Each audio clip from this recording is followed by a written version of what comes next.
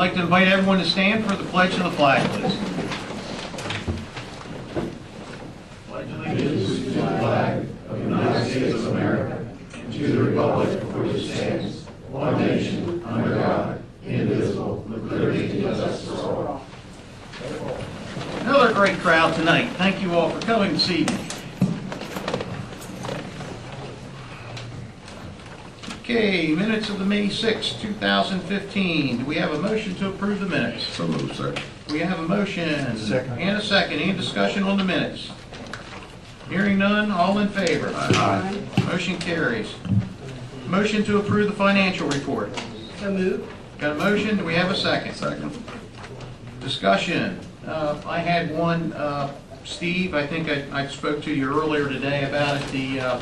There was a hardware purchase for equipment for, The police got a grant for, I think there's 17 laptops in there that Mike Devine has secured, by searching the internet and getting the best price available. Prices of laptops fluctuate quite a bit, so he gets the best price available, and it's all funded by grant, and he worked very closely with Carolyn Allen to get the right specs and make the right purchase. very good. Any other questions? All in favor? Aye. Motion carries. Lou, I think you have a budget amendment. I do. Go, Steve, you got a budget amendment. The first is budget amendment number 2015-012. It's the budget funds received from Cecil County government and transferred to the Sigley Fire Companies for the William Amos grant, $7,411. We received it from the county. We passed it through to Singerly. Very good. Do we have a motion to approve budget amendment 2015-012? So moved, sir. Do we have a second? Second. Any discussion on that? All in favor? Aye. Motion carries. Second budget amendment is number 2015-013, and is to amend or change the funding source for vehicles purchased in the current fiscal year that were originally budgeted to be funded by borrowing, and we're shifting that to having it paid all from cash in the current year. The difference is it will increase the use of anticipated fund balance by $171,963. And it will, of course, decrease the amount budget for principal and interest because it's all will be paid by way of cash. Very good. Do we have a motion to approve budget amendment 2015-013? So moved. I have a motion Second. and a second. Any discussion on this? Yes. Yeah. Steve, real quick, what is the amount of money that we're earning on the money in our fund balance to pay for this compared to the interest rate on the loan? The interest rate on loan we anticipate would be around 3%, and we are earning like 0.13%. So obviously we would be, it would make sense in the regard that we'd be, paying more to finance than we're earning with cash. Fair enough, thank you. Any other discussion? None. Hearing none, all in favor? Aye. All right. Severn Trent, come on down. We got Ken, I see, very good, come on down.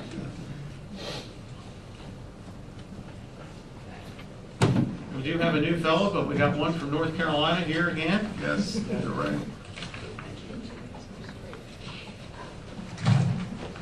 So, it's good to see everybody. This is Bill Mervis. He's our Vice President of Operations for the USA. Hi, Bill. And he wanted to stop by and see you all and meet you.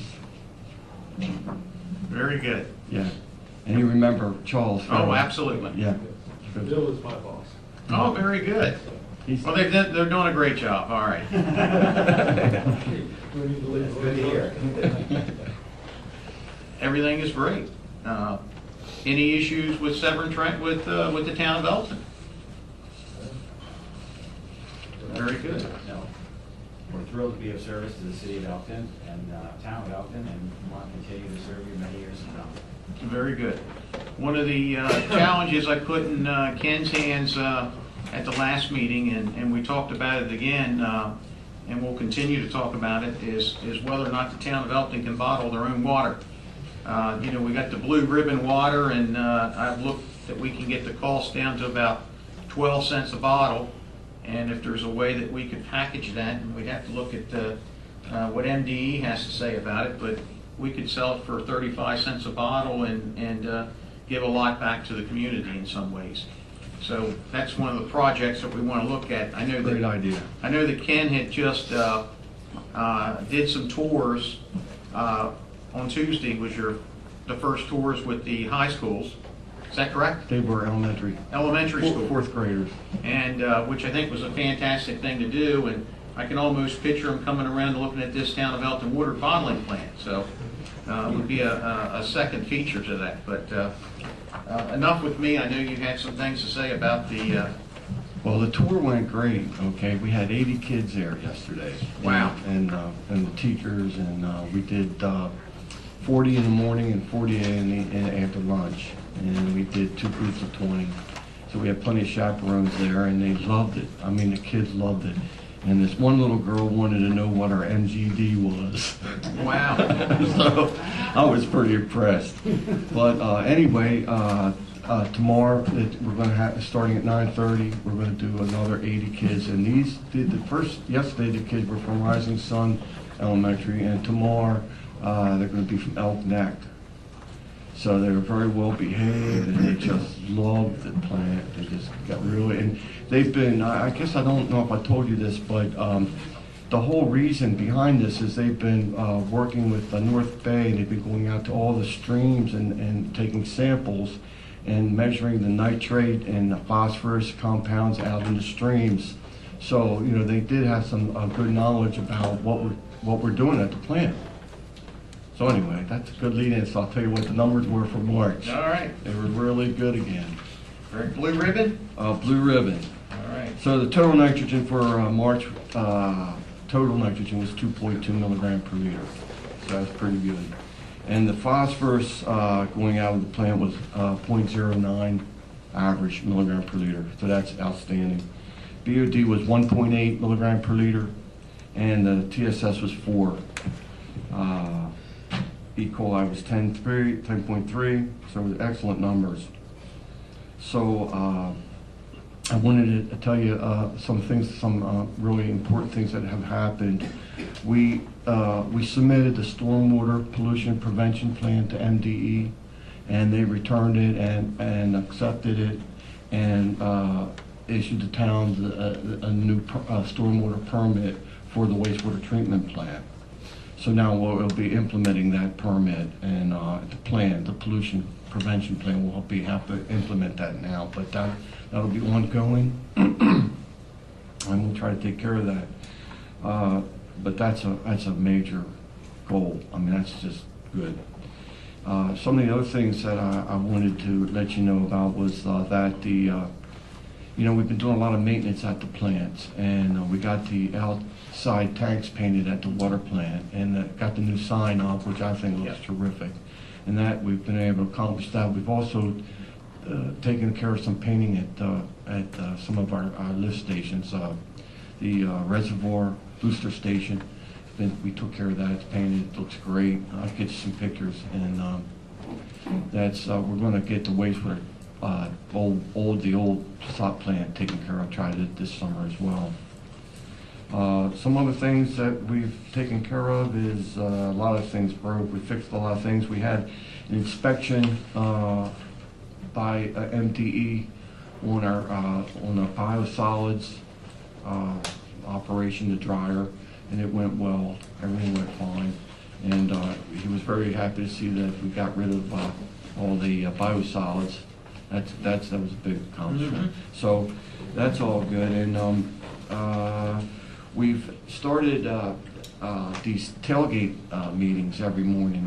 There's safety meetings, and our secretary has implemented this, and we've been doing it now for about 3 weeks. So we're doing that now to try to keep safety in everybody's mind. So in the morning time, we sit down with everybody and we talk about, well, what are we going to do today? What jobs we're going to do? And then if there are new tasks that are unfamiliar, then we talk about, what are, what some of the things that can hurt you, Okay. that type of thing. So we think that it's going to be a good program that's going to help cut down on accidents with not just at our facility, but of course all of our facilities. So anyway, I hope to see you some more. Well, I had a question for you, and it's, we've got, we're going through the budgeting process, and one of the line items that we had was for the wastewater plant, and Candy, don't get mad at me, I see her back there. We budgeted for quite a bit more for natural gas. Now, do you think that the natural gas, the amount that we used, should be the same as what we did this past year? Or do you see an increase in more product, of more usage? You know, Your last quarter, we used a lot, it was a large amount of natural gas that we were using. Right. What was the process we Okay. were doing? we had, the process really hasn't changed, but the last quarter, we had some leaks that we had to get repaired. And that the leaks were adding moisture into it, and that would have increased the gas consumption. Okay. Do you think we got that nipped? Oh, yeah, we took care of that. And you think that that number could come down? I do, Okay. I do. Because the last quarter was, we were starting to base things off of the last quarter. I I didn't think know that if was, that, we took care of that. Okay, Yeah, very good. we had several leaks. We have a fire suppression system Mhm. into the dryer in case it was catch fire. There's solenoid valves that automatically will open up at a certain temperature. Okay. And these lines develop leaks inside. So, you know, when we realized what was happening, we had to replace the pipe, Very basically. good. Well, that's great to know. Yeah. Does anyone from the board have any questions for Severn Trent? I'd like to come down sometime and look at some of your procedures of your plant, because 20 years of DuPont, the plant I'm working at now, 18 years of going over procedures, might be helping that capacity somehow. Sure. Just identify some things for your safety. Excellent. Yeah. What time is the tour tomorrow, and how long? 9:30, it lasts about an hour, and then we have another one at 12. And approximately 6 months ago, there was a number floated around of 21% of the water that we produced, and we can't account for 21% of it. Are we still on that rate? Do you know if we're still on that I rate? don't know that, I don't know. I don't know that number. You know, the only way we could do that is take your billing Right. against what we produce, and I don't know where the billing is at now. Steve, can you tell us, or Yeah. Michelle, can you tell us where we're at with that? I know that, I know we were examining the meters and a few other things. I think that's probably out of your realm. But Yeah. can you let the board know where we're at with that? Right, we've identified about half dozen or so meters. We're in the process of ordering them. The larger, we start with larger consumers, and of course, they have larger meters, more expensive, but when they're off a percentage, that's a lot more gallons, when it's a larger meter. So we're in process now of ordering, replacing some of those meters. How many are we replacing? Right now, we've got, Could you speak up, Steve, please? right now, we've got, I think, 3 of the larger meters on order. Of course, I say larger meters, something like these, like $5,000-$6,000 meters. Okay. So, It was scary when you look at a meter and they fail to the client as they're pushing the water through. And some of the initial numbers, it could have easily made up for a large portion of that loss. And but until we get to the final end of it. right. But we are still continually looking at that. Awesome. Thank you. Anything else, DJ? No, sir. Lou, Steve, you got any questions for Severn Trent? No, I think they're doing a great job down there. Ken does a great job keeping the phosphorus and nitrogen down way below. We ought to throw some in there just to keep it up. The Siemens system that we use, the the reactor, is a very good system. Yes, And he's got a tweak to the science, right? I do. So it's, we're probably the model for discharge. in the I state. saw you at the reservoir the other day, maybe it was today when I went by or yesterday. Where do we stand at with that? I know I think last year we were talking about there may have, is that an area that needs to be replaced with new liners, or is that, what's the maintenance? Not yet. I ordered 400 square feet of pipeline from Texas, actually, after we get it, and for repairs, and we're gonna do some repair work up there, but those liners are still serviceable. Very They're good. 45 mil, and they're still good. Very good. Well, thank you guys so much for coming up. You're welcome. It wasn't that exciting for your trip up today. Those are the best kinds of business. I know. Well, thank you so much. Thank you. Thank you. Thank you. Nice meeting. Okay, we got a proclamation, Lou. A proclamation relayed for Life Day. A proclamation of the Mayor and Commissioner of the Town of Elkton declaring May 29, 2015 as Relay for Life Day in the Town of Elkton. Whereas for 30 years, communities have come together through Relay of Life activities to celebrate cancer survivors and caregivers to remember loved ones lost to the disease. Whereas Relay for Life empowers individuals and communities to fight back against cancer. And whereas money raised during Relay for Life in the Town of Elkton supports the American Cancer Society's mission of saving lives and creating a world with less cancer and more birthdays by helping people to get well and stay well and by finding cures for cancer. And whereas in 2014, Relay of Life activities funded more than $150 million in cancer research. Now therefore be it resolved that the Mayor and Commissioner of the Town of Elkton hereby proclaim May 29, 2015 Relay for Life Day in the Town of Elkton and encourage citizens to participate in Relay for Life activity 6 p.m. on May 29th at the Elkton High School. We have a motion to accept the proclamation. So moved. Do we have a second? Second. Discussion.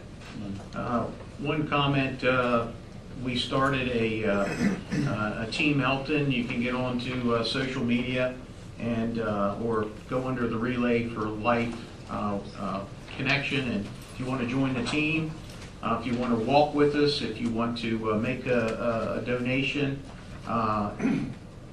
any effort would be sincerely appreciated. I think, as we all know, that cancer has touched every one of us probably in this room, and I lost my mother at 53 years old to lung cancer, and I know where this has gone over the years, and I can see the changes, and I think it's a worthwhile cause for all of us, and hopefully that anyone who wants to get involved in it, I'd love to have your participation. All in favor? Aye. Motion carries.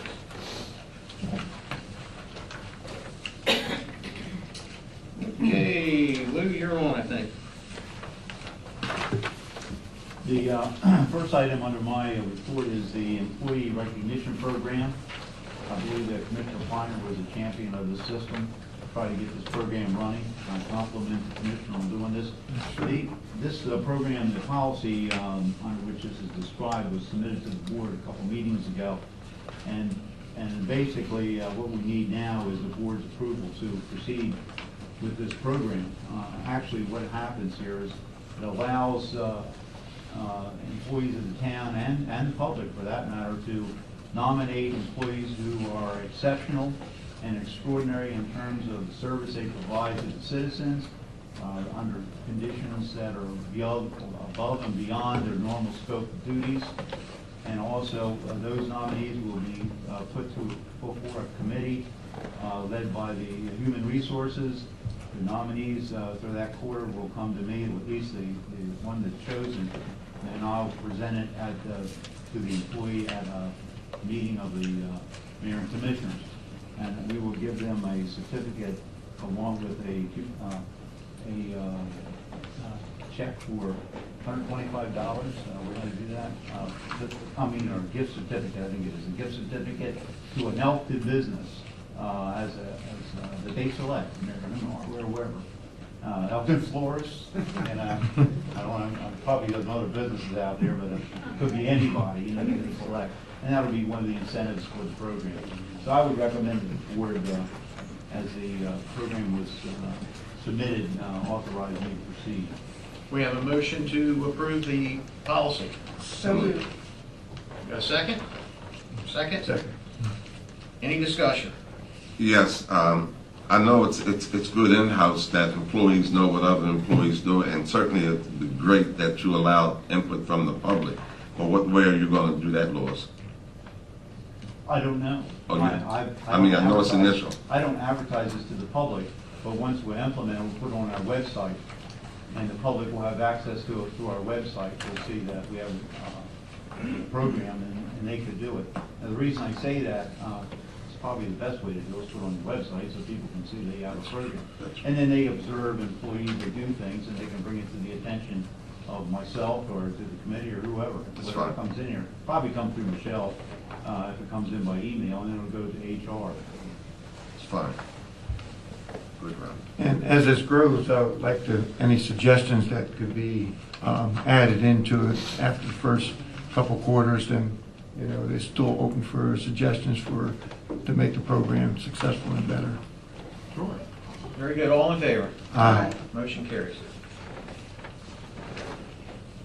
Next time I have the courts, at the last workshop, the mayor and commissioners were given a diagram that was a concept plan that was prepared by KCI Technologies for the town.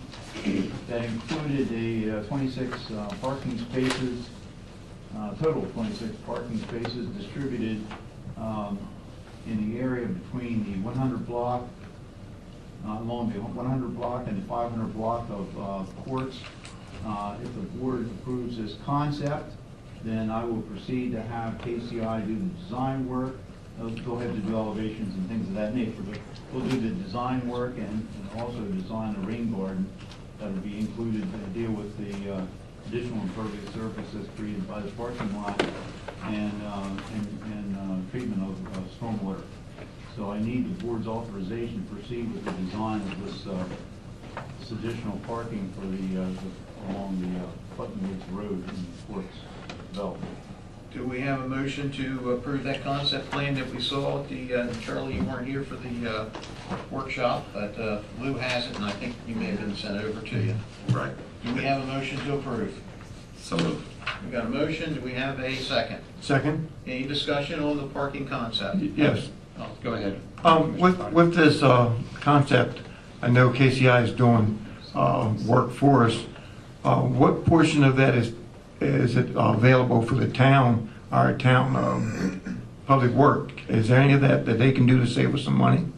Sure. I mean, because I like to When identify. the design is done and the elevations, the finished elevations are done, and we can decide how much of that work they can do. They probably wouldn't do any of the asphalt work, but they might be able to do all the concrete work. Okay, because They I have the like to sidewalk identify work. that. And then, once that's all laid out, and the curb, gutter, and sidewalks are in, then we'll hire a contractor to do the paving, because we don't really have a machine to do that, so we'll have to get somebody to do that. But they can probably do a lot of the concrete work. Any other questions? Yeah, what account is that all paid out of? What fund or what account? It'll be, well, if you have the general fund, of course, but we'll set up an account for this parking. We'll have to set up an account for this one, for this particular project. And before we approve it, I know there was a question about, I had a resident, and so did the mayor, had a resident ask about, in their deed, it said that they had a spot. So if we build this, and that stands up that they actually are deeded a spot, or a spot and a half, I think is what he had said, how does that affect this entire project? These parking spaces are constructed on town-owned property. This is the town-owned property. We went through a quick claim process, and all the open spaces is town property now. We're building it on our property. Well, how does that affect, it was, to catch Commissioner Gibbons up. I just say it's DJ, how did that come about with the deeded property? I don't know, we need the deeds for the subdivision are separate from the open space. When the developer built this project, there was areas of the open space that was deeded to a homeowners association, which went to FUMP. And we went through a quick claim process, a legal process, and had that land converted to town-owned property and recorded. So it's a recorded fee simple property of ours. The question that came up during the workshop was one of the fellows that was representing a resident there showed their deed, and their deed actually stated that there was a parking spot closest to the house. I don't know exactly how it was worded, but Michelle was going to send that information over to John so that we can take a look at that and see where the meets and bounds, I guess, of their actual lot size to see if it goes down into that parking lot size. I think it would create, or would actually prevent a lot of headaches for the parking out there if there was a way that we could assign one parking spot at least per house out there. And then, because it has to be a challenge. We were here talking last meeting, and could you imagine when you pull your car out and we had the snowstorm and you clean you spend all that time to clean out the snow, and you go down to the store, and next thing you know, someone pulled right into your parking spot. It's going to cause problems, and I can see it. I can see it happening. When I lived on West Main Street, we had those battles all the time. We would clean out our little area, and the next thing you know, the neighbors start putting chairs out there or cones out there to protect their parking spot, which they're not allowed to do. But I think that we can move forward with this. And John, you can take a look and see if we can give them at least one assigned spot. I know we may have to change our ordinance to make that, but I think that would satisfy. I think it would prevent a lot of future headaches, because right now they're painting their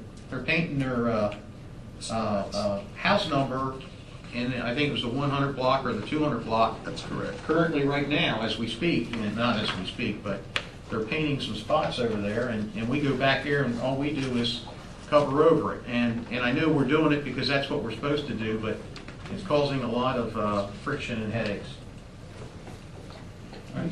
It's a move forward by implementing this plan, even though I wasn't too fond of the parking around the curves, but at least it's making some space, so at least shows the citizens that we're trying to make an effort to help them out there in that area. So you think this plan has created overflow parking for the entire neighborhood? So if they do have company or they have a third vehicle, they have overflow parking now, but they don't have right now. And you know, as we build new neighborhoods, of course, it may not be for the next 20 years the way the economy is, quite frankly, but we need to take a look at our zoning ordinances for this development at the time. It still probably is. It's 1.5 cars per lot. And so when a developer comes in and builds it, and it's kind of the norm, and I think 1.5, I remember them trying to beat us down to one per lot, and with a big overflow. And when you start to calculate that, this may have been good 20 years ago when you had maybe 2 cars in the household, but the fact is most people have 3 and 4 cars, and maybe even 5. My son's home for the summer now. I got 5 cars. My daughter comes in with 6 cars, so it's a lot of vehicles just in our driveway. So I think that's something we need to take a look at also in the future. But I think we could probably move forward with the plan as it is, and then we'll have John address whether or not we can do that or not. And but we can move forward with this. I just need to have the authorization to have it designed, because there's a lot of issues to resolve here. All right, we got a motion and a second. We had discussion. All in favor? Aye. You got the design. Send it back. Next item I have agreement Eastern Shore. I've been doing some considerable research on our feral cat, Australian feral cats, and came up to the only solution I could be able to come up with was to find a place that we could take these cats. And I like to say dispose of, because I got a lot of cats and I love my cats, so I'm going to dispose of them. The agreement that I've drafted is with the Eastern Shore Animal Rescue League, which is located at 3280 Augustine Run Highway, District City, the SPCA, the Kansas City County SPCA. They no longer have an agreement with the county to deal with animals.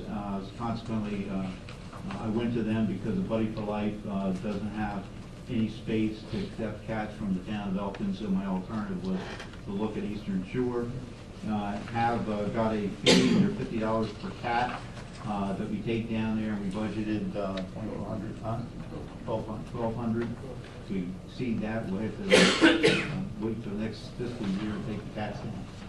But I would ask the board to consider this agreement so I can have it signed by Eastern Shore and we can commence taking care of the cats. We have a motion to move forward with the agreement with Eastern Shore Animal Rescue League. So moved. We have a second? Second. Any discussion? What process, Louis, are you going to use to capture the feral cats? We have, we're gonna have box traps, have a hard traps, they're like a, looks like a The cages screen that, box, and you put a sardine in there and they went like that. And that's how we get them. And Public Works will be, they'll go into a neighborhood where we have a complaint, and I can think of a couple places right now where they're having problems with cats.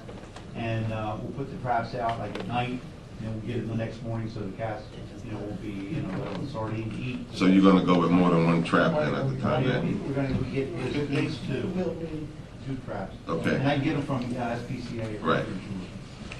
So that gives you 24 cats, right? For the year. 24 cats. So, I hate to ask, but if there's more cats, then we're going to come back and we're going to have a budget amendment and we're going to keep going at this. What happens if it's a different type of animal, such as a possum or a raccoon or something like that? I'm serious. No, I exactly know, my back porch is the home to many critters, I can tell you. If we catch a possum, we'll probably take it into the park and turn it loose, unless it exhibits signs that are unusual. Fair enough. Raccoons the same way, we'll put the raccoons near the creek because they're creek dwellers, but possums are a very distinct possibility. And then, once we get to the point where Buddy for Life, they do take cats, they're just full, right? They're just full. Yeah, So- I've tried to have them. use So once we get to the But point this where we have to doesn't spend more money, bind then us. we would call Buddy for Life and see if they can start taking cats. We'll continue to ask if they have space. If they do, we'll take them there too. And I recall reading something in the newspaper about a woman in Perryville. She was a veterinarian taking cats. You So can't take if them, you, they just neuter them like that. Right. well, I know, Yep. I'm sorry, that one was. Yeah, Okay. and then they took them back to the same spot and released them. Right. Yeah, I think that's what Perryville does. I think they capture and neuter and take them back to the Perryville Park. Yes. That's what, how they're Yes. dealing with their colony, their feral colony. Okay, all in favor? Aye. Motion carries. The annexation of the Elkton gas property, the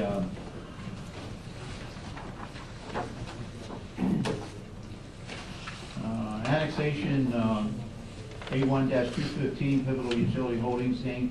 doing business as Elkton Gas was presented to the board at the last meeting and they postponed it. It's already had a public hearing.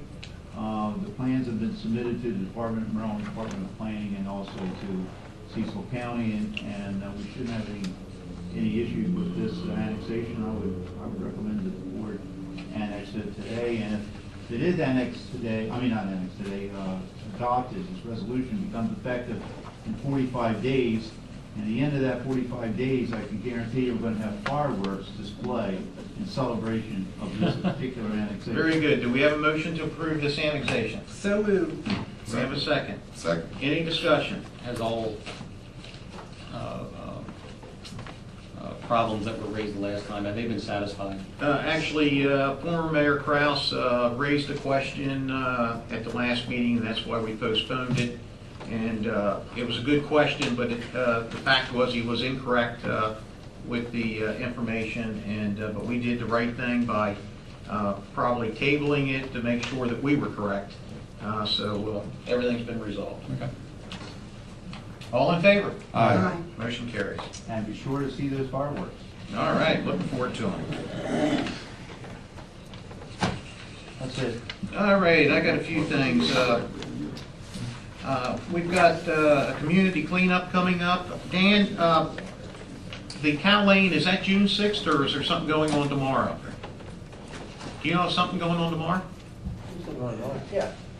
Is Cal Lane tomorrow? Nah. Okay. Cal Lane's June 6th. Tomorrow's the park down behind West End Gardens. Dan and I are going down to assess what we can do down there to. Very good. So we're gonna do the community cleanup behind the Mackle Street, the old park. Yes. Yeah, where Uh, we were. Very good. Good news. And on June 6th, there's going to be a community cleanup on Cal Lane. I'm going to do my best to be out there to help for the cleanup myself. A few other things. Saturday is Fair Hill Races, and hopefully everyone will join us at the Fair Hill Races. It benefits Union Hospital here from downtown Elkton. Hope everyone can make it. On Sunday, we've got a service honoring our veterans with the VFW, and I think we should all be receiving a, did you send that email out?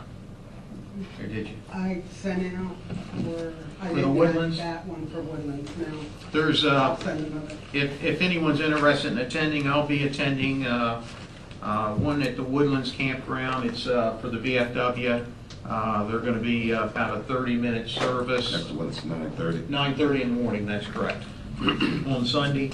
And then at 1 o'clock, we have one at the American Legion here in Elkton that I'll be participating in there also. Then, of course, on Monday, we have our Memorial Day Parade, which starts at 10 a.m. So hopefully everyone could join us on the Memorial Day, honoring our veterans. With that, that's all I have. DJ, it's your turn to start tonight. All right. Good evening, everybody. Good evening, DJ.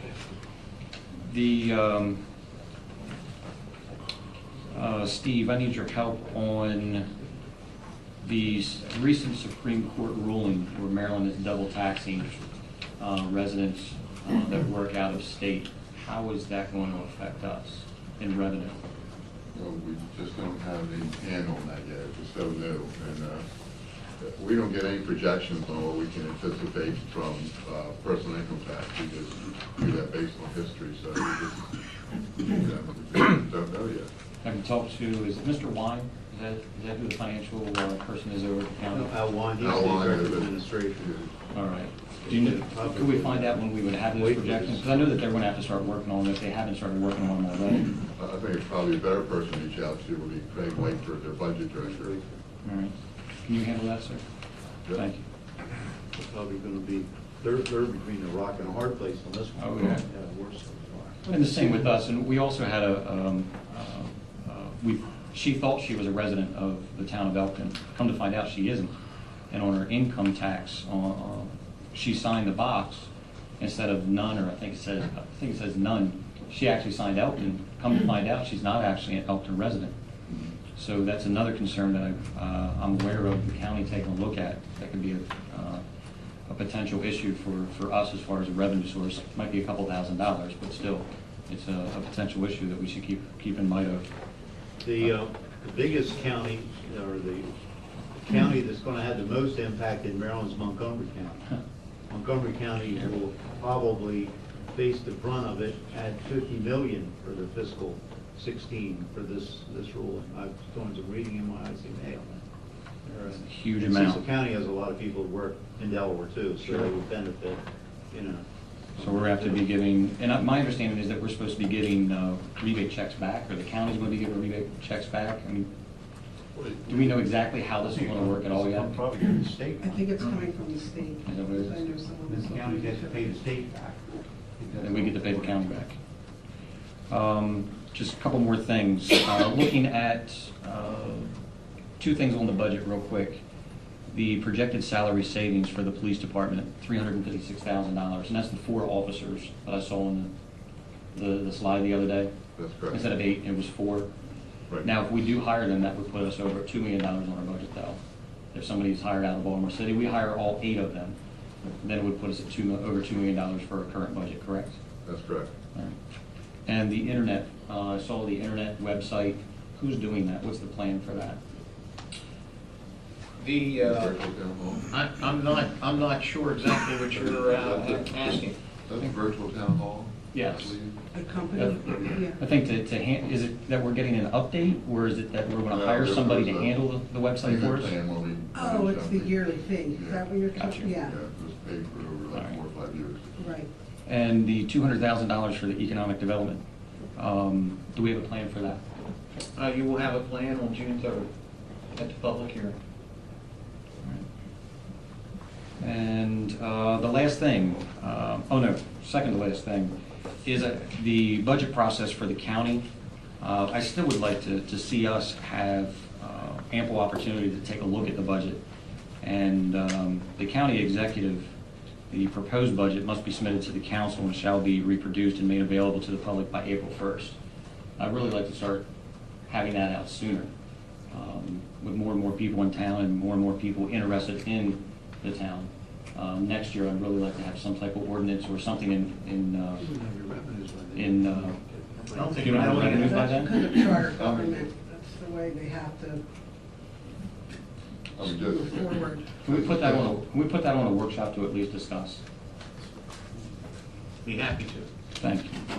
And the last thing, in light of the upcoming Memorial Day, I personally, and I'm sure the board will, but I'm the first in line tonight, would like to thank all military personnel for their service and sacrifice, both past, present, and future.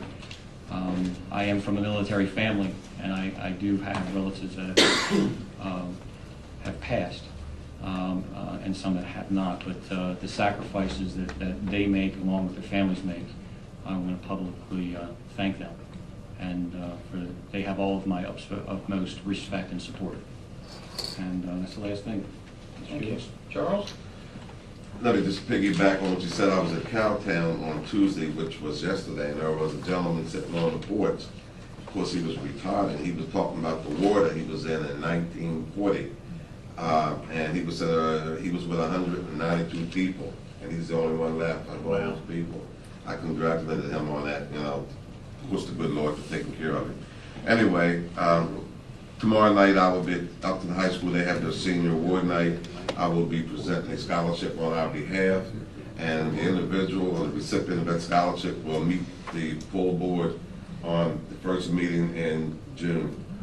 So she will be before us. I don't want to give her name out right now. Secondly, we attended the police recognition on Saturday. It was very nice that the Ministerial Alliance, the Greater Ministerial Alliance here in Elkton, recognized the officers throughout the county. The Elkton Town Band did a magnificent job, and the choirs from the Presbyterian Church and United Methodist Church also did a tremendous job. So, hats off to all of them. I attended the Y meeting today. They are grateful for the town of Elkton for the work that they have given as far as cooperation goes. And they are very ecstatic because tomorrow night this time they can make their first flush. They'll be connected to the sewer system. So and that was the joke at the end of the meeting, that they can actually do their flush. Should they invite us over to do that first? I don't know if you want to go. I want to give like 3 quick ones. You do. And then there was a tree in the Elk River. In that park? That park? It was in the river, wasn't it? It was in Meadow Park, yes. And you had some men removing it? Yes. And any reason why that tree went down other than erosion? Just erosion that just came down. Right. Yeah. Did you survey any other trees because the same thing may happen in the future? Around watershed areas, we try not to touch trees unless they're dying or in evident fields, especially around the street. We try not to touch them at all. So how long did it take them to do that? I know they was there that morning. About a day and a half. A day and a half? There were 4 of them, that's why. That's just the first one. The other 3 were with them, so. Only 4 total. Pretty mess. Thank you, Mayor. Dan. Very good. Earl? Just want to thank everyone that attended the Kids Day at the park on Saturday. I was there the first part of the morning, and looked like a good turnout. I left, had some personal things to take care of, but I want to thank everybody that was involved and helped out. Thank Mary McGall and her staff for the Parks and Rec, Cody and Stacy. But I really don't have too much to report today on Parks and Rec, but look forward to their summer program. They're putting a lot of activities together. That's basically all right now. Very good. Mary Jo?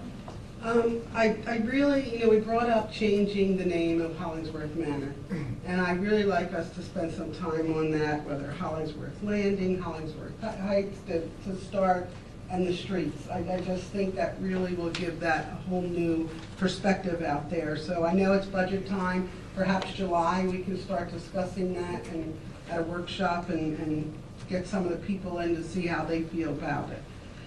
Also, July 1st is our next meeting, or the town meeting, and then we are at MML. I was looking, so do we need to change that? Or We did. You already You did? have your July 1 and then July 8th. You'll have no workshop.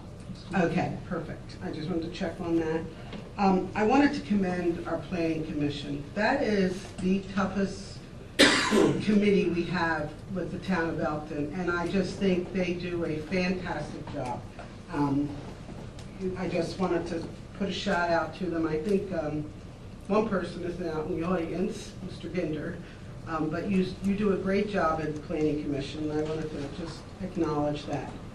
Mayor did say about the Memorial Day parade, please come out and support that. The town is putting in a float, and I hope the board is able to be on the float. And also there is the huge Color 5K run coming up. That is Saturday, May 30th. There's over 1,700 people already pre-registered. So there will be a lot of people in town. I tried to talk to the coffee shop, make sure they're open, because last year they were here at 6 a.m. looking for coffee, and so they're going to be open up, and the downtown merchants, it's optional to them because they are here early in the morning, but it'll be a great day, and a lot of things are starting for the summertime. So I just wanted to make sure everybody's aware of it. And we are working on the street closures being less than they have been in the past. So you will be able to get down here to enjoy. And that's it. I have one more comment that I overlooked. I attended more openings this month for new businesses. Premier, I'd like to congratulate them. The Asian, is it Palace? Garden. Asian Garden. And then the lady on Bridge Street. Eva's Cottage. Eva's Cottage. I said to myself, in probably less than 2 weeks, I attended 3 of them. It's good to see businesses in town opening or striving to do good. So with the ribbon cutting, I was glad to be a part of it and just want to welcome them. Thank you. I think we had 5 ribbon cuttings is what we've had this past month.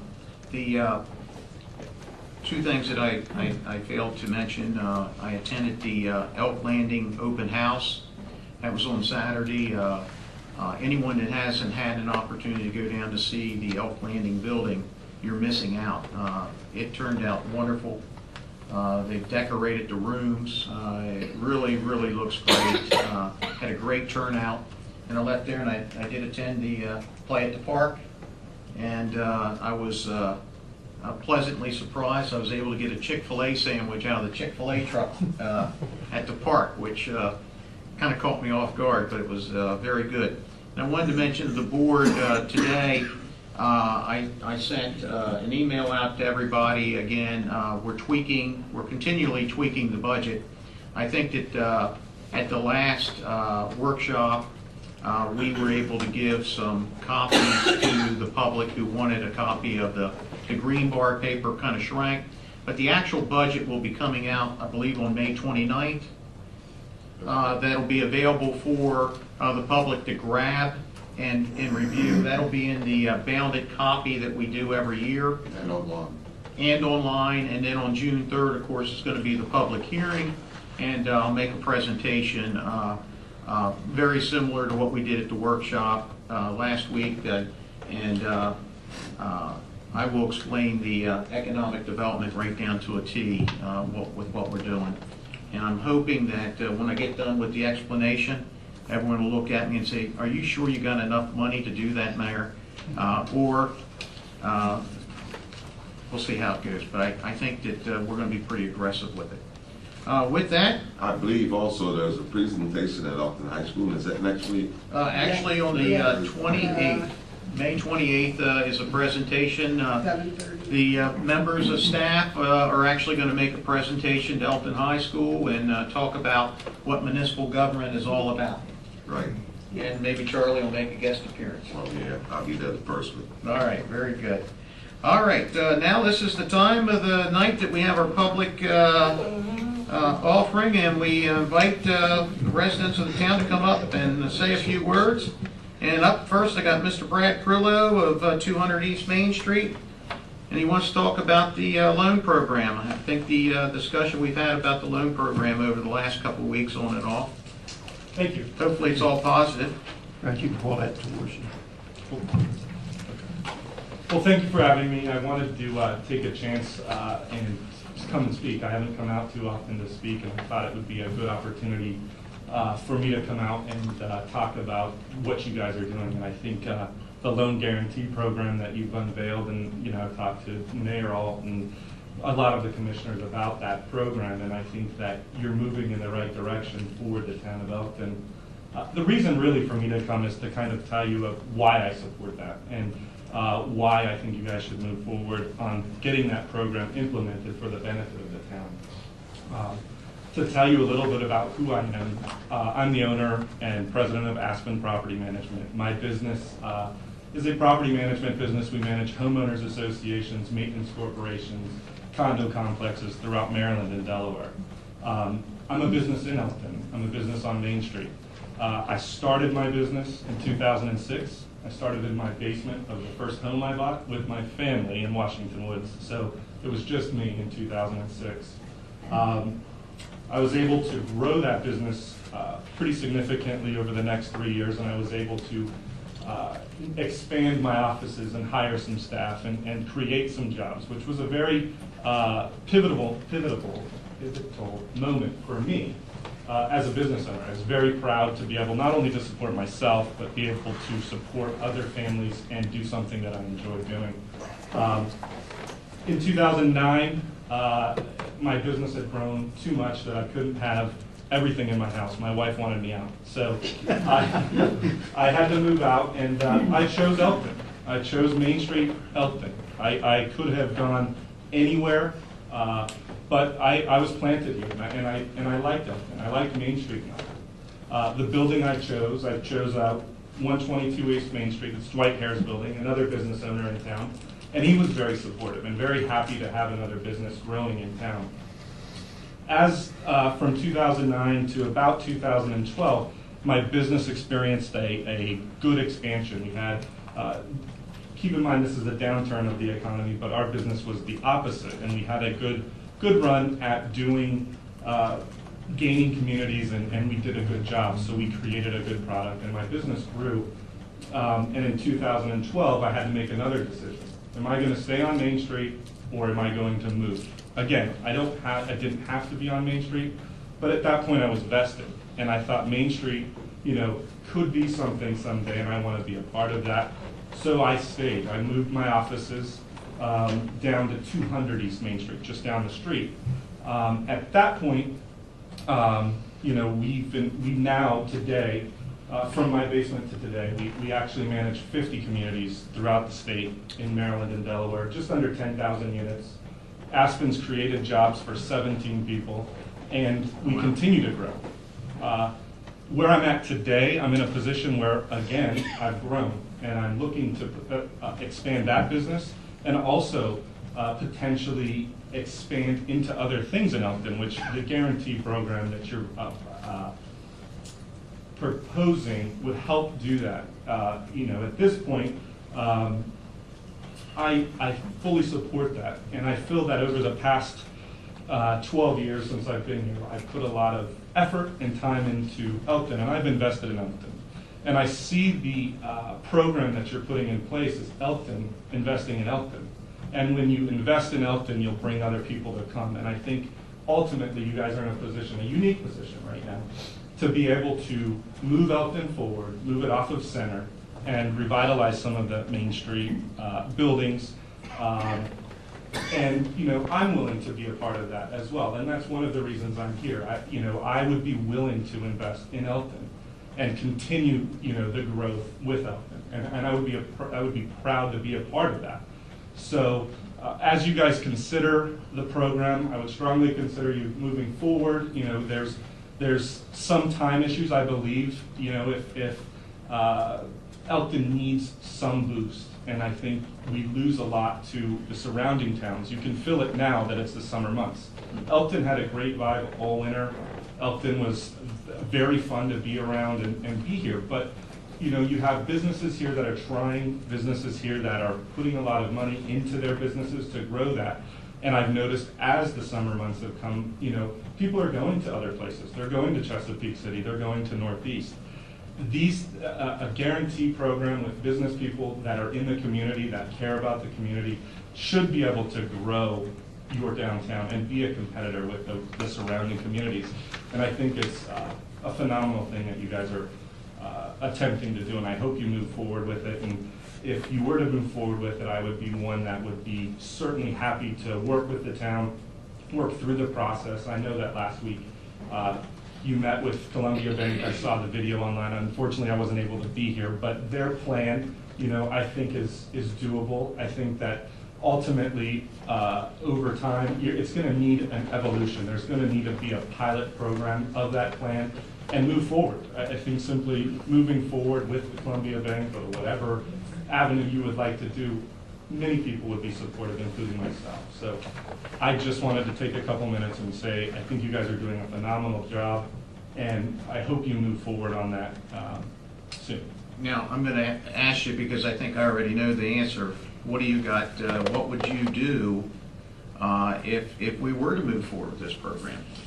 Well, I think that talking to you, I've talked to a lot of the commissioners, and I have done some research, and there are buildings that are available out there, and there are very positive things that can happen in those buildings. I've done some of the research, some of market analysis, not knowing where the program was going to go or if it would ever come to fruition. I didn't spend a lot of money, but I did spend some to evaluate a few buildings. And I think that a plan that I'd be willing to put together fairly quickly with a group of us would be willing to put together and work through that program.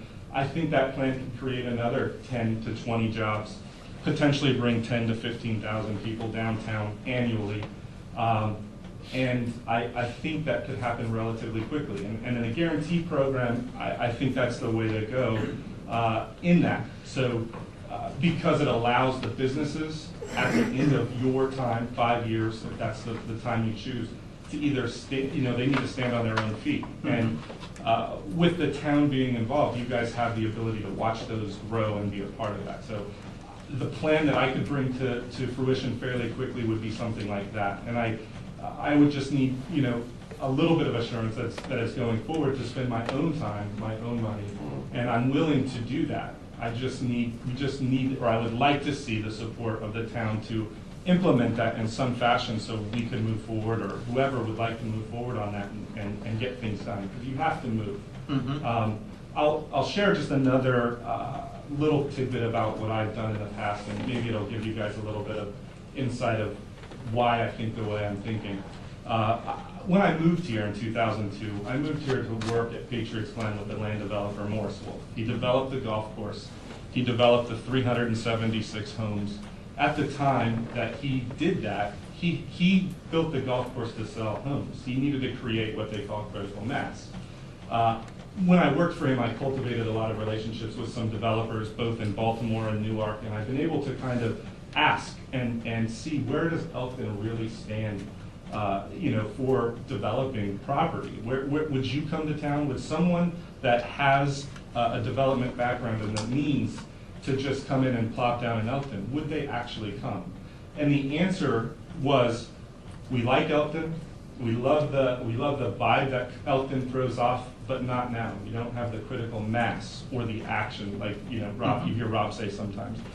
The critical mass to come downtown is just not here. So that's another reason that the guarantee program could create that vibe or that critical mass to take you out of that stagnation. If we're they would give you a grade.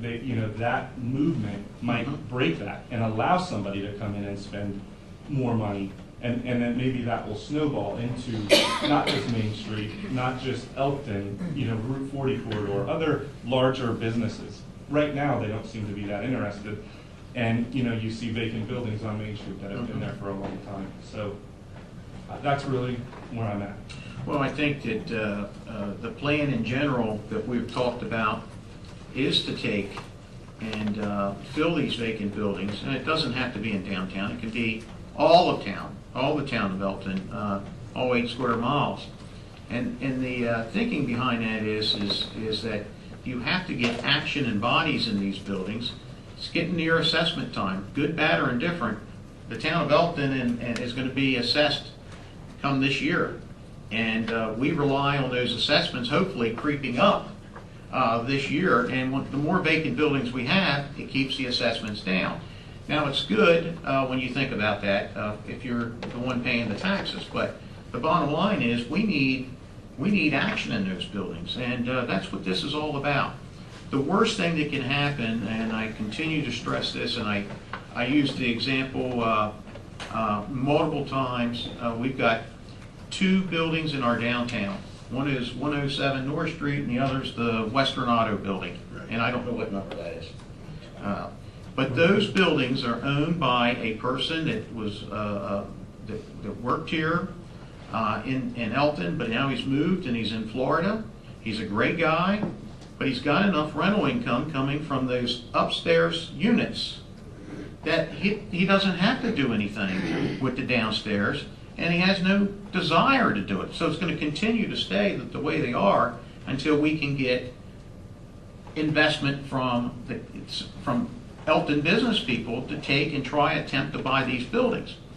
And it's his choice to leave them like they are, but it's killing us. It's absolutely killing us. If a glass breaks in that building, it's going to be boarded up. Now, what do you think that does? It just makes it terrible. So that's the purpose of this plan, is to get these properties in the hands of the people that are invested, our community. I love hearing that you would jump on board. And I also know listen, Brad's a very dear friend of mine. I've known him since he was here in 2002, as well as I know most of the folks out here that I consider my friends. But I can also say this, is that I've seen your model grow over the last 13, 14 years, and you are successful, and you see that opportunity. And I think it's something that if we can implement this plan in some way, and I know that there could be some legal issues that we still got to get worked out on the town side of it, but we know the plan's in place. Columbia Bank would handle all the paperwork. They handle the process the way it would be is the resident or the customer would go to Columbia Bank, tell them they're here for this, put the plan together, and then ultimately the 5 of us make the decision whether or not it's a worthwhile project for the town of Elkton to be involved in. Along with that, if the town guarantees, I think Mary Jo, I'm going to ask you to step in a little bit, because I know you know a little bit more about the matching amounts, and if you could share that. Right. The Maryland Department of Housing and Community Development has a program called Neighborhood Business Works. And with the Neighborhood Business Works program, if you're able to show 50% of your acquisition or renovation of whatever it is you're doing to the business, they will give you a very low interest loan for the other 50%. I met with the state last week, and I mentioned this program to them. We would be considered the 50% match. So that would really make someone that wanted to purchase the property want to purchase it even more, because the town of Elkton is investing, the state of Maryland is investing to make it easier for you. And as people have heard me state before, it's very difficult for a bank to fund a empty building when there's no money coming in. So a bank will not fund it anymore if you don't have any money coming in on that building. So this gives the person the opportunity to get the building, get it fixed up, get their income coming in, whether it's from apartments upstairs, retail on the first floor, And then after the 5 years, they take it on themselves, and the bank will give them the money because it is a profitable building. So I have wanted something like this for a long time. All downtowns and towns in general are doing some sort of incentive programs, whether it's loans and give for different types. Some towns have 3 different loans like this that they're doing. We would be a model figure with this guaranteed loan program because, well, for Maryland, there isn't one in Maryland right now. And I just think it's fantastic, and I would love to make a motion that we move forward to do what we have to do legally, see if we need an ordinance or whatever to move forward with this program. Well, there was a motion. Is there a second? Or? I would second that. And in seconding that, I know people have heard this before, I would like to see the Main Street turned back into a 2-way street so that we can bring businesses in, people into the town. So that, I'm just throwing this out because as we move forward, we've got to start looking at the future, not just the one way that we had coming in. Bringing people both ways is going to bring a lot of people downtown. And that's where the businesses look to strive to set their business up when you got traffic flow coming through. So that's just something to keep in mind. I think that's something we have to look at, and whether I think the top part of the street possibly could be 2 ways because of the bump outs, the center part can't be. But if we look at Howard Street and make that 1 way, that would make people have to go down Main Street. And it would be much safer when Little League's playing because there's a lot of kids that play back there. But I agree with you. We have to look outside of that as well. We had a motion and a second. Any discussion? Yeah, what are we voting on?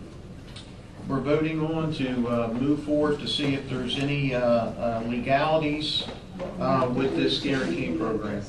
Besides the legalities, by the way, Mr. Carrillo and some other people, we've all talked. And I can't say how much, again, I appreciate business people wanting to take risk. I'm one of those business people on a couple different levels, but I'm unwilling to take too much risk when it's not my money. And I haven't seen any procedure, plan. I know that we had Columbia Bank here. Is it always going to be Columbia Bank? And then the next question is, why always Columbia Bank? Or if they bring in some credit union from California, does that work for us too? Can we just do 5 local banks? Is it a balloon? Is it, are we doing 7 years? Are we doing 5 years? So for me to vote. Well, I think as the bank, excuse me, I didn't mean to. Sure. But as the bank explained, that's them with the bank as far as. They also said that we can make up our own rules. That we can say that it's a loan, that we say that it's a balloon, that it's. What I got from the gentleman the other day was actually, he was looking for direction from us of what type of program we want. We had Mr. Laughlin in here from Hattie Race, and I think they only do $50,000 is theirs. And one of the other questions I have is why would we be the only town in Maryland to do a guarantee? This can't be an original thought. So Sure is there? is. Nah, can't be an original thought that a town guarantees the money like that. In Maryland, it might be new to Maryland, but there's programs like that all over the country. I have a unique perspective when if I can speak, I don't even know if I'm Sure, in turn to speak. absolutely. So, I have a unique perspective coming from a different state. I came from Colorado. My grandfather was involved in development and working through town municipalities to get things done like you're trying to do here to revitalize their town. So there are precedents out there for the guarantee program, and I think that in a guarantee program, you're only guaranteeing the loan so that it doesn't, if it fails in that 5-year period, the land or that building would revert back to you. Sure. So the upfront cost and all the costs to do that would be fronted by the owner, the business. I'm all for the plan, and sorry, I am cutting you off, because we've talked about this, Yeah. and I've had other conversations with other people about this, and again, I am all for helping any business downtown, outside of downtown, Route 40 corridor, Bridge Street, wherever it may be. The problem is, for me, is the devil's in the details. So who's doing the appraising? Is it your appraiser? Is it the bank appraiser? Do we get a third-party appraisal? Those are the things that I want to see in writing, because once we set a policy, then it's a policy. And I don't think that, as far as a pilot program, if there's other programs out there, then let's go ahead and just model it after them. Again, I'm all for it. I definitely, but I want to see more than I have a lot of questions. This is fantastic. There's a lot of questions that this raises for me and for anybody else. As it should, and I think from my perspective as the person that would be intimately involved with that pilot program situation, I think what Mary Jo's asking, and I don't know, you could clarify me if I'm wrong, but it's just the opportunity to move forward to work out those details. And part of those details have to have input from someone interested in doing it. And I think if there's, and it doesn't have to be me, it could be anybody else that wants to come to the table. I've done the research. I think that if it is me or our group, we'd be happy to move with you. I think that before you can work out a lot of those details, you ultimately have to, that ultimately has to come back to you for the guarantee. But you need to be able to move it from center, to move those details forward and iron those out. We're not asking, I don't think anybody's asking for the guarantee of the money. I think That's what I thought the motion was for. No, and I agree, I agree with what you said, because those are the notes that I put down. Able to do this. Basically, we're moving forward with this to come up with the X's and the O's. Exactly. And we would be happy to put a plan together to come back to you and show you those X's and O's. And I continue to stress, the X's and O's have been put up 100% by me. I mean, the fact, the little plan that we've done here, and I'm just piecing this together the best that I can. And I need help. I need the advice from all parties. But the way that I see this moving is that the person that wants to be involved in the program can go to any financial institution they want.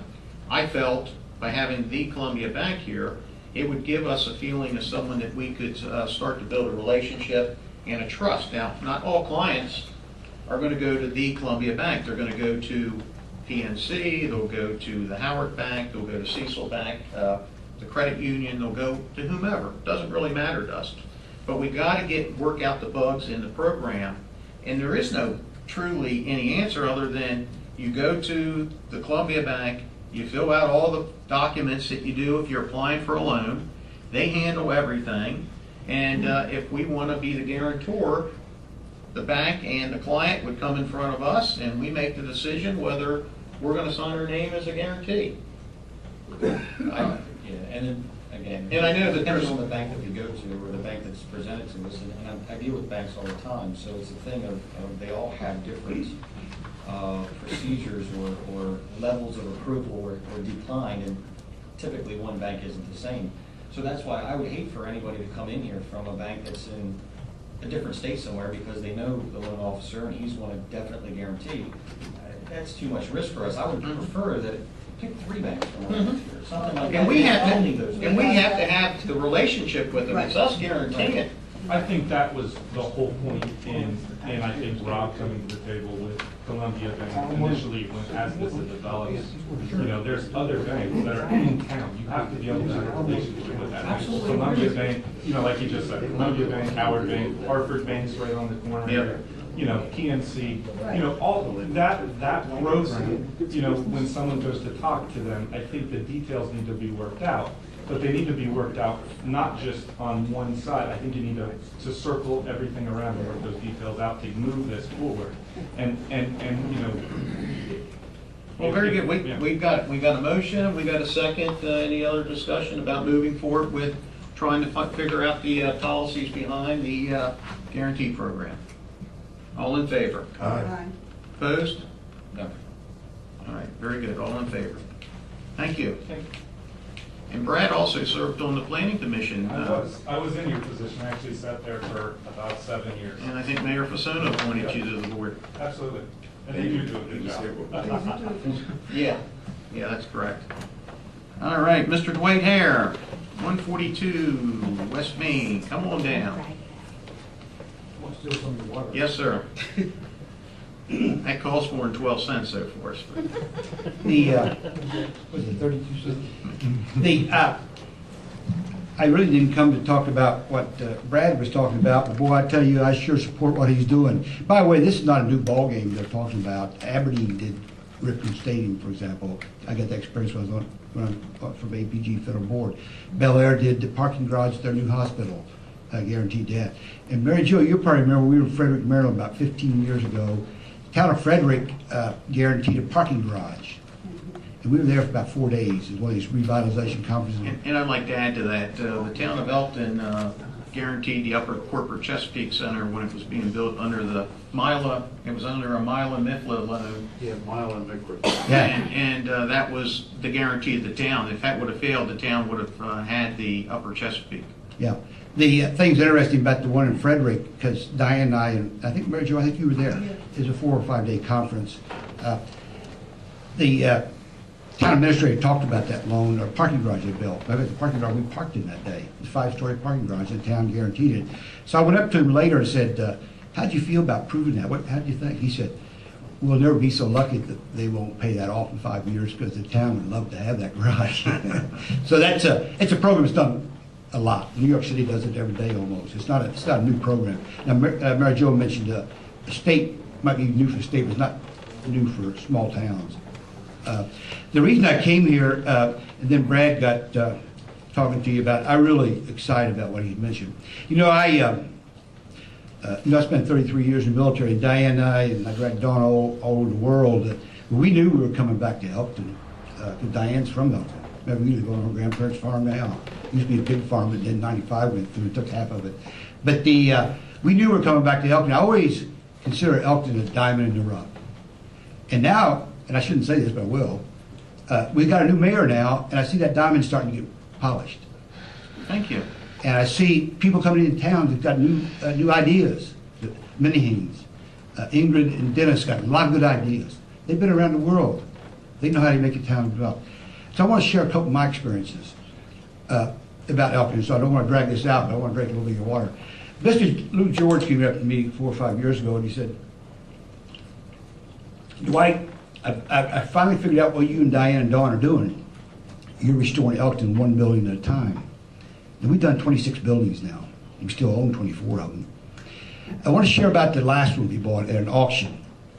In fact, Brad knows this building real well. It's the Frank Sherrod building. We bought that at an auction. Jamie Sherrod tried to sell that for 5 years. He wanted way too much money, so he finally got flustered and turned it over to an auctioneer, and we bought it. On the first floor of that building, we completely restored the inside and out. It's all completely redone. We rented the first floor to a company from Gap, Pennsylvania. This company provides home care. They do that in Lancaster County, they do it in Chester County. They're now coming to Maryland with Cecil County and Newcastle County in Delaware. Their plan is they'll have four counties contiguous to each other in 3 different states. I told them they ought to change their name to Mid-Atlantic Home Care. When he gets operational, which they're starting to do now, is the furniture's all in. They're waiting for Maryland. Maryland gets slow. They're starting to speed up now because they got a new governor. But Maryland gets slow getting license out to them. Delaware took them 2 weeks. Maryland's going to take 3 months. And they'll get their license about another 2 weeks. But anyway, they're going to employ 12 people on site. He predicts in 5 years he'll have 30 to 50 registered nurses working for him throughout the county providing health care. I'm really excited about that because that brings a lot of people downtown. Now these 30 to 50 nurses out working in these communities won't be coming downtown that much except once a week, but there'd be 10 or 12 people working there every day. And we've rented the top floor, we rented half the second floor. So I'm really happy about taking that building, redoing it, and downtown Elkton. I'm so excited today. I just found out just today that I purchased the Pappas building. Congratulations. Thank you. It took me 5.5 years negotiating, and they finally, the realtor called me today and said they agreed to my price. Well, thank you. We're going to do that in 30 days. Wow. It'll be ours. And Clona Jewel's real happy, and so is Butch, because they were concerned that somebody else would buy and move them out. So we really believe in Elkton. pretend to use a program like Brad's talking about, but I can see where that can really be an asset to Elkton, to get involved in investing in their town. And I'm glad to see you didn't work out the details tonight, because a lot of details we worked out. And, but anyway, that's what I wanted to share with you. Elkton's a diamond in the rough. It's being polished now. People are excited, and I'm really happy. And I want to mention one last thing. Diane and I went down to Elk Landing Saturday, and pass this on to Gene Minner. Gene Minner gave Diane and I a private tour, because we were sort of in a hurry, and we couldn't wait for the schedule. Private tour of what they've done in that new building. I could not believe it. Beautiful, isn't it? It's gorgeous. And they need to get more publicity on that. Even the garden there, well, the prettiest garden probably in Cecil County. Right there on that premises now. It's a real cute garden. Sam, can you go out and photograph that for us? You should. And I think I've covered everything I want to cover with you. Yeah, that's it. But I really, with the new people coming downtown to work, the new investments coming, I think, and I hear Elkton's starting to do some investing in their town, financially guaranteeing it, and it can't go wrong. Thanks a lot. Thank you, Dwayne. See, another building. What's that? Another building. Hair success. Yeah, right. I'm sure your wife's tickled about that. Okay, next up, we got Mr. Chuck Freeman. Diane said, Water. And Chuck lives at 401 North I Street. get my mail there, but, Okay. good afternoon, good evening, commissioners, mayor, chief of police.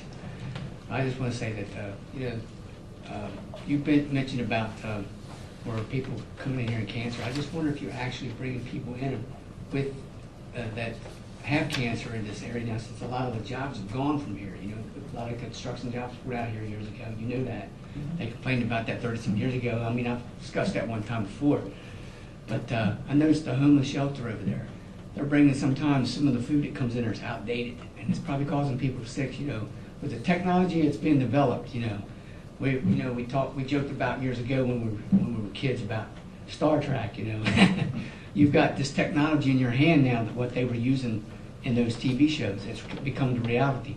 In the next 50 years, some of us won't be around to see, probably not me neither. But think about that technology, what could happen. Is it possibly that the food, and since this area, you mentioned about cancer earlier, and I heard that this area was considered one of the number 4 as the highest rate of cancer in this area. I don't know if that's true. I'm just going by what I'm being told. Is it possible that there's food or there's bacteria or something like pollen in the air or chemical warfare that we don't know about since all the terrorism that's been going on that could be secretly put into it? Your past history tells you about stuff like that. And I'm just saying, with being realistically about the community with the cancer and people I see limping around, there's got to be something causing all that. It's not just normal. We have medicines that can prevent a lot of that and cure that before it happens. And like I said, but some of the food that's coming in, it's outdated, and they're not taking proper care of looking over something like that. And that's in the homeless shelter? Not just here, it's certain places where they're serving food. Restaurants I've seen where they've been dirty. There's people talked about it, and you don't have to add, I'm just one opinion, but I've seen it, and there's other people complain about it. And I don't mean to be a negative to this community, like he said about making business to happen. Yeah, I agree with that. But, I worked at a shipyard, and I said this to a former mayor here years ago. I worked at Wiley's down here when they built them tunnel tubes. They came up from Sparrows Point and told us that what was going to happen 30-some years. This isn't planned overnight when jobs fall apart. They told us that Chrysler and General Motors was going to go. And, they said, one guy said, oh, it'll never happen. He said, it's already planned, because they met with the Japanese steel industry, Ronald Reagan, and then the car industry. And they said that at that time, they showed, just not getting off the handle here with this, but they showed that we're competitive with the automotive industry, that they had 4-cylinder cars that could blow away, and what I mean, could outperform on a racetrack bigger than a V8 engine that we built here. They proved it, and I said, I've never seen it before, but the technology being developed. And the technology we got in the next 50 years, I mean, I just want to point out, everything has a good point and a bad point to it. Am I right, Mr. Mayor and Commissioners? If robots do come to surface. A robot doesn't have to think. It's programmed to carry, just like you take a baseball field, you program it to, when you play it in a game, it's programmed like chessboard. It's carrying out its task. What, like, for instance, if we better be aware of this to our public, because people seem like they're caught in an illusion that technology is good for one thing. I agree. I'm not against it, but say some people develop robots like we're talking about in the future. Suppose your robots would be programmed technology to attack people. Where our people's banking accounts are being attacked now with electronics. Am I right? They were 30 years ago. They talked about it. But the main subject was where you're talking about cancer and stuff. Well, we'll send, I'll be in contact with the health department. Let me see if they can do. Well, it's not just that. I mean, it's all over. I mean, since it's area, I just wonder if something's like brought in, like bacteria that's undetectable in food. Yeah. You remember polio back in several years ago? They had to recreate the vaccine. They had to super create it because the normal vaccine wouldn't knock off the polio. Yeah. And the same thing with diseases, mutating. I'm just saying. Yeah. That's all I have to say. Thank you, Chuck. Thank you. Thank you, sir. All right, Mr. Patrick Connor, do you have something to say? Sure. Come on down.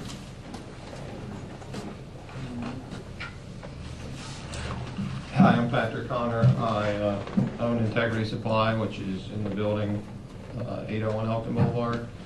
I'm just here kind of in support of this loan plan. I have a plan. I've run full financials. I spent a lot of money on research to build an indoor gun range in that building. I want to buy the building. I want to redevelop the building. I want to take a blight, turn it into a huge draw for this community. There'll be 20 to 25,000 square feet of retail, 40 lanes, lots of training, military, tactical, archery, up to 100 meters, the longest lanes, so you can do SWAT, sniper type certifications. Become the landlord. I want to buy the whole property because I'm going to invest millions and millions and millions into armor, HVAC, lead abatement. It's my building. That's what I thought. That's what it's my building that, now I'm glad to hear I got a buyer. I don't know about that. I'm glad to hear this. But the short version of the... But I am a 25% owner of the building that Patrick's talking about. But I think the long and short of it, I've talked to Patrick for years, for many years, and he has a business that sells to the military and to the government, and very successful business. Been there 6 years. 6 years, and he's been very fortunate to have him here through the SBA Hub Zone process, which the Hub Zone is changing, which I don't want to get into that again, but Can't change that. That's done. You've been approved with the SBA, or? I've talked to M&T, Applied, Susquehanna, and Columbia. And my deal is everything I have is in my current company. Literally everything. Retirement, everything. So this loan program allows me, the guarantee allows me to borrow the funds to transition and grow. How many people would the shooting range employ? 40, about 40, plus or minus. We'd have weekend competitions, so there'd be inbound travel, people staying in hotels. We'd have trainers come in from all around the country to do specialized training. I have a whole menu of courses. I have a 100-page business plan done if anybody wants to see it. I've got financials modeled to unbelievable detail that the banks have all reviewed. I think they're fairly conservative, but it's a profitable entity. And one of my degrees is in finance, so I kind of know what I'm talking about there. And I have been around the world in corporate jobs too. So I've run companies, global companies in the past. The other thing I want to start in the other building right against the bridge is a charity. I founded a charity and I'm working on getting grants and the like. And that'll be a self-sustaining manufacturing firm. So on the same property we'll be manufacturing products to be sold. Profits will go to help families afford adoption, because adoption is ridiculously expensive. And we'll team with Bayside for the labor on that, but we'll employ as well white collar and blue collar type labor in both environments to run the gun range and the charity, and continue to grow my business. The other problem I have is my business grew 40% last year. My margins are tight. it's hard to cover that growth with the margins I have, so. The unique thing about your business is you have to hire some Elkton people, being in the SBA Help Center. Oh yeah, absolutely. And I have Kraus online to do the drawings. Is it Kraus? Not Kraus. Kraus for HVAC. It's crazy. Clark has the drawings already.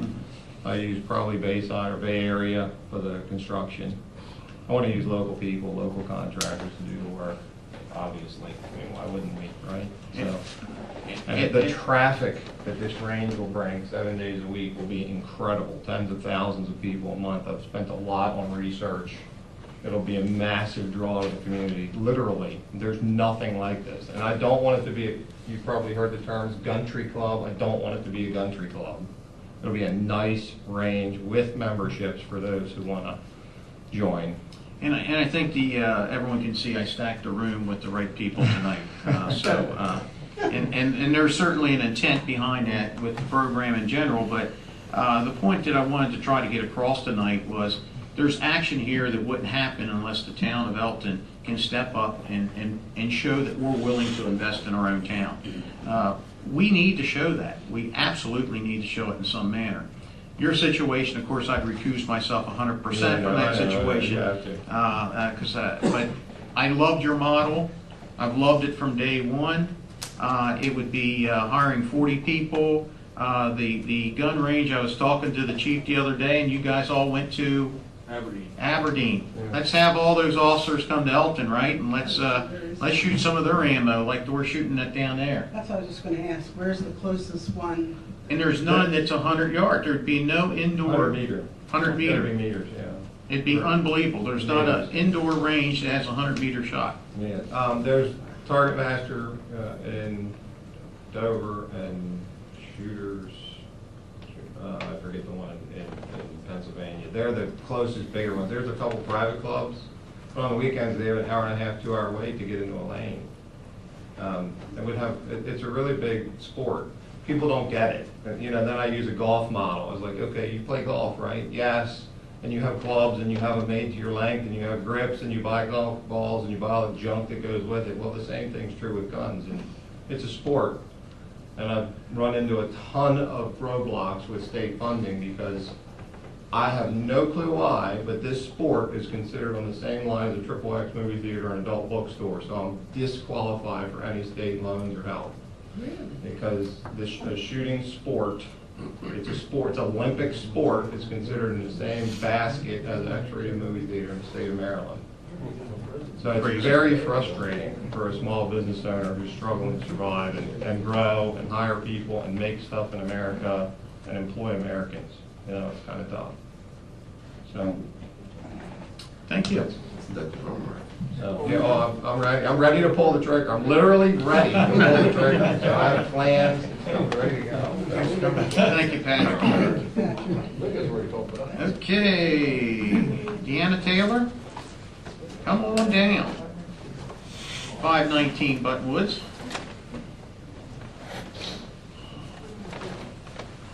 Good evening. Hi. I received my letter on Monday night stating that on the agenda tonight was the parking for Buttonwoods. In discussing it with a few of my neighbors tonight, they're like, we haven't gotten our letters yet.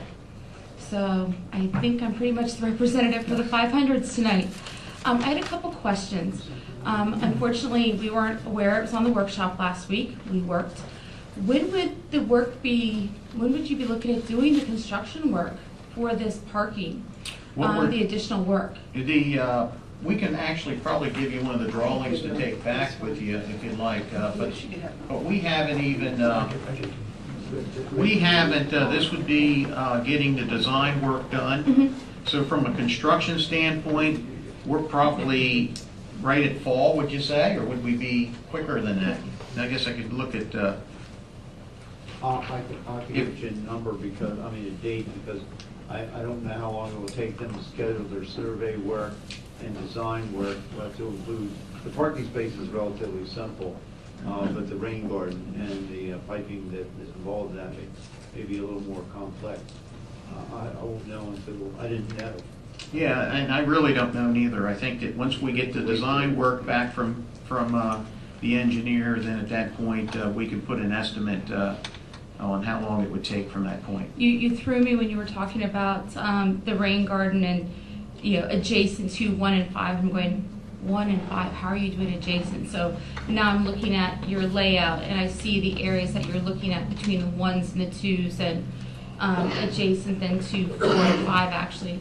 So it looks like some of the parking will actually be beneficial to the 400 block.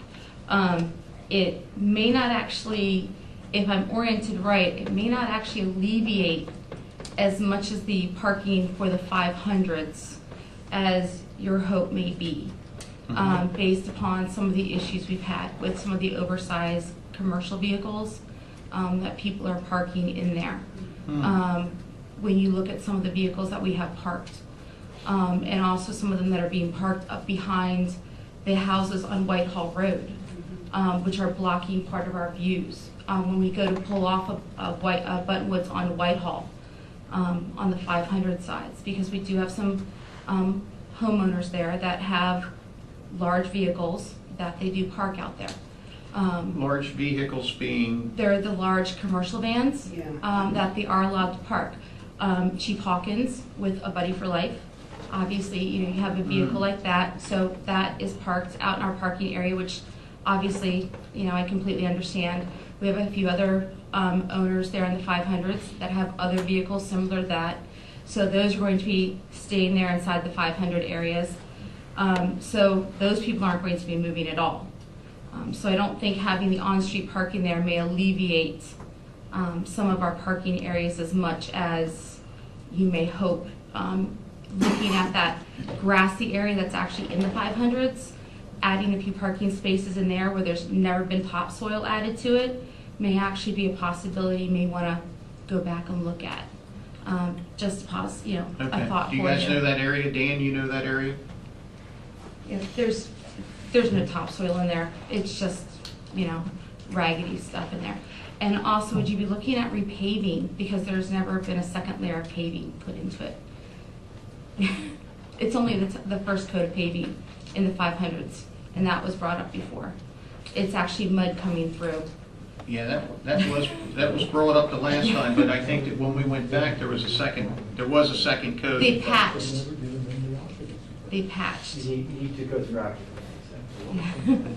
So, Okay. And you were talking about the tagging of the parking spaces and the numbers, and honestly, numbering the parking spaces, giving each house at least one assigned space in the actual court area would be a very good idea, so that we did have a space that was adjacent to our homes. You brought up the snow issue. I'm the only one in my house. I have one car. And your newer codes do specify that even for a 2-bedroom house, you should have a 2-bedroom townhouse, 2 parking spaces. I believe the newer codes state a 3-bedroom should be 3 spaces. So on a newer development, I think you should have 2 spaces. Obviously, we're under the old codes. So this winter, I clear my parking space. I cleared my neighbor's vehicle out because he worked. I'm a school teacher. We had snow days. I leave, bring my trash can out to save my spot. I come home, my trash can's out on my curb, somebody's in my spot.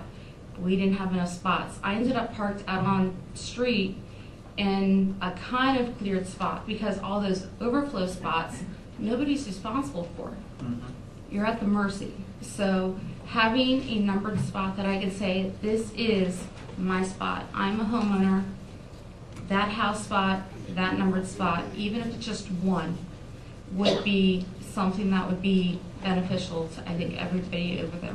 I think so too. And yes, we're out there numbering spots, and the town of Elkton's coming out every week and cleaning them over. So, and yes, you guys have already done that once or twice, so. But thank you very much. Thank you. Thank you. You can take that with you if you like. Thank you. The floor is open if anyone has anything to say tonight. Mr. Litzenberg, Walnut Lane. This will be short. Couple questions. On Main Street now, you've got tripod signs. I have no problem with those tripod signs, for advertising for businesses, which makes sense. Now, several years ago, Mario down on the corner where he put one up, the town told him it was in violation of the code because it was a hazard to walking traffic. If that's the case, the sign ordinance ought to be changed that those are allowed in town. Everybody else has those signs. It's a thing. And I agree with you. I don't know if it was changed or it wasn't changed. Does anyone know if we ever changed that to allow I think it was mentioned, but I'm not sure if it ever did get changed. Well, we need to get it Did want changed. them, We need to get it It changed. ought to be changed. along with the outside dining. Then there's no question, yeah. The grass. What's being done about the grass? You talked about it, discussed it for 3-4 months. You got right across the street, you got grass this high. 3 notices up there. What's the answer to that? And it's not just there, but there's other places all over town, same way. There's no change in the policy of picking up the grass clippings as it is today. So whatever the policy has been in the past is the same policy we have today. Okay, what about cutting the grass? Cutting the grass is, once it gets to a certain height, and then they get the notice, and if they don't have it removed by, I don't know how many additional days. High grass, we send a notice to the property owner and give them so much time. If they don't do it, we have to assign someone to cut the grass. Then we send them a bill. If they don't pay the bill, we put a lien on the property. Then it could go to tax sale if it's not satisfied. Okay. So what is the height of the grass? What is the actual height of the grass it has to be, or visually? 12 inches. 12 inches. Now, here's a good one. As you know, we have coffee in the mornings, and one of the guys that comes to have coffee with us owns a lot of real estate here in town. And he's a good landlord, takes care of his properties. Today, he was repairing a set of steps coming from the ground to his back porch. The property faces north of Main Street. 2 people from the code enforcement stopped in there. And so what are you doing? He said, I'm replacing these steps, repairing the steps. Well, anyhow, he was informed by them that the risers, he asked first, they said, what kind of riser are you using? He said, I'm using a 10-inch riser. That's a standard riser. Well, is it commercial or residential? Well, it's residential. It's a rental unit, right? Okay. Well, anyhow, they informed him that the town changed their code and they have to do 11-inch risers. The Boca Code maybe reads that. Who knows whether it's been changed or not, whether it does or not. But the issue is, here's a guy that maintains his properties. He does everything the right way. He's got a property, and you know the one I'm talking about, up on Main Street, that they've sent notices, they've done everything. Next door to his property looks like a pig pen, and they do nothing about it. But yet these 2 guys, instead of 1, 2, stopped him and told him he had to make changes in those risers on that step. That to me doesn't make any sense. Do we know if he was putting brand new steps in, or? Well, he was replacing the wooden steps that were there. Yeah, well. Now you can, coming up Main Street. I'm surprised he didn't call me.